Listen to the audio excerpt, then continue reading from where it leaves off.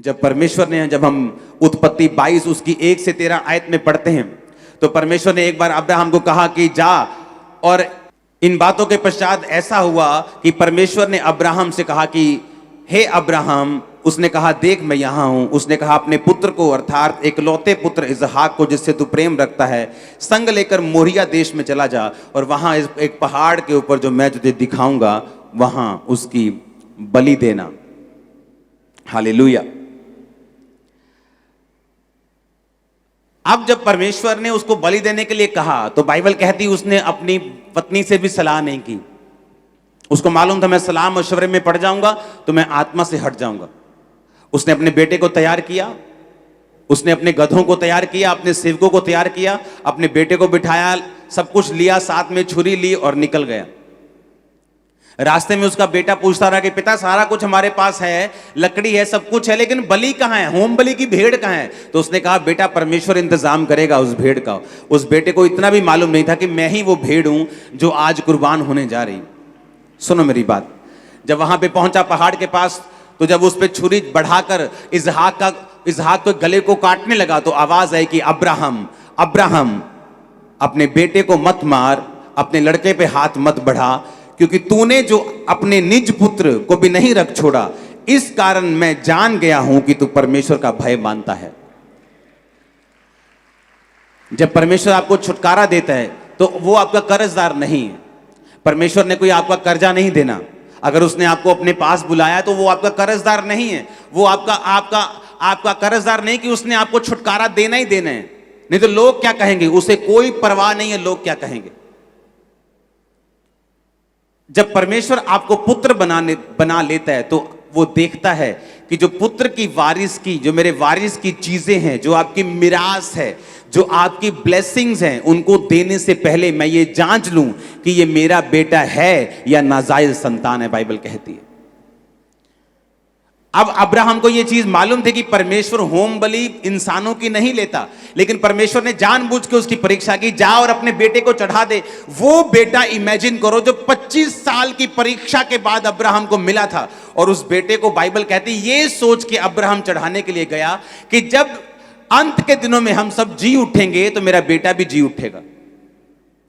Imagine करो किस level का प्यार वो परमेश्वर से करता था, किस लेवल की आज्ञाकारिता में वो था कि जो वायदा परमेश्वर ने उसके साथ किया था। जब उसकी जिंदगी में 2 बड़े इंसिडेंट ऐसे हुए, एक बच्चा होने से पहले, एक बच्चा होने के बाद, जब उसे लगता था कि ये चीजें खत्म हो जाएंगी और ये वायदा पूरा नहीं होगा, तब भी उसने परमेश्वर के साथ चलना छोड़ा नहीं। और बाइबल कहती है जब वो छुरी चलाकर उसे मारने लगा तो परमेश्वर ने कहा आज मैं जान गया हूं कि तू मुझसे प्यार करता है, आज मैं जान गया हूं।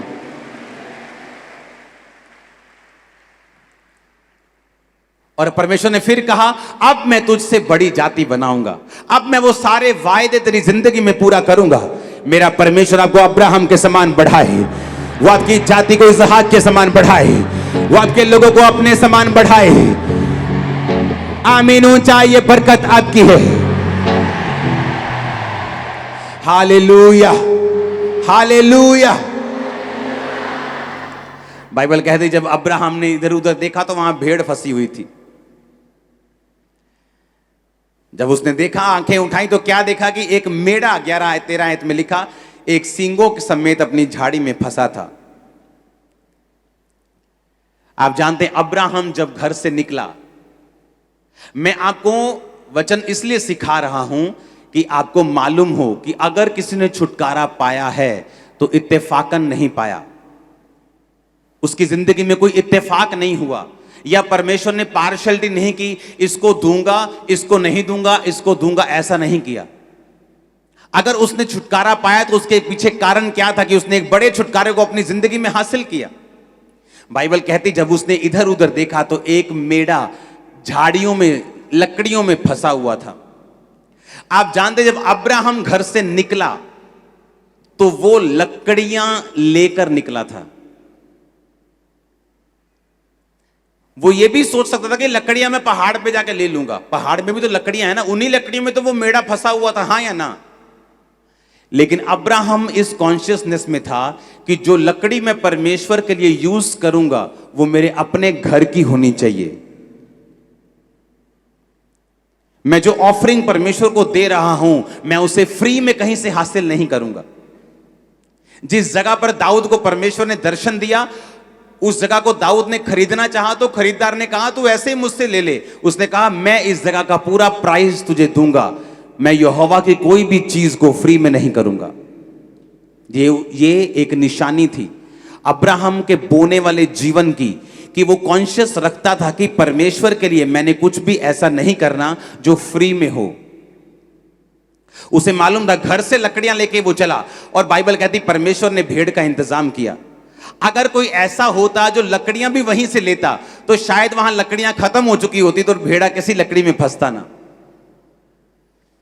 जब आपके दिमाग में, आपकी स्पिरिट में यह बात आ चुकी है कि मुझे बोना है, आपकी स्पिरिट में यह बात आ चुकी है मुझे अलग टाइम में रहना है, आपकी स्पिरिट में यह बात आ चुकी मैं मसीह में हूं, पुरानी बातें बीत गई। जब मैंने बपतिस्मा लिया तो शुभ अशुभ मुहूर्त सब खत्म हो गए, सब आंखों का फड़कना बंद हो गया, सब 12:15 पौने 12 खत्म हो गए, सब तरह के जादू टोने टोटके सब खत्म हो गए। अब मैं मसीह में आजाद हूं, परमेश्वर मेरे साथ है, उसका आत्मा मेरे साथ है। जब मेरी मर्जी में जाऊं खुदाबंद मेरे साथ रहेगा। That's it. उस दिन आप छुटकारे में एंटर कर जाएंगे, उस दिन आपका छुटकारा हो जाएगा, उस दिन आप समझ जाएंगे कि परमेश्वर ने आपको फ्री होने के लिए बुलाया है। हालेलुया, जोर से बोलो हालेलुया, आमीन। परमेश्वर के दास के द्वारा टीचिंग्स को सुनने के लिए, अनाउंसमेंट्स और अपडेट्स को जानने के लिए आप हमारे YouTube चैनल को सब्सक्राइब करें और साथ में बेल आइकन को दबाएं, ताकि जब भी कोई नई अपडेट हो तो आप सबसे पहले जान सकें।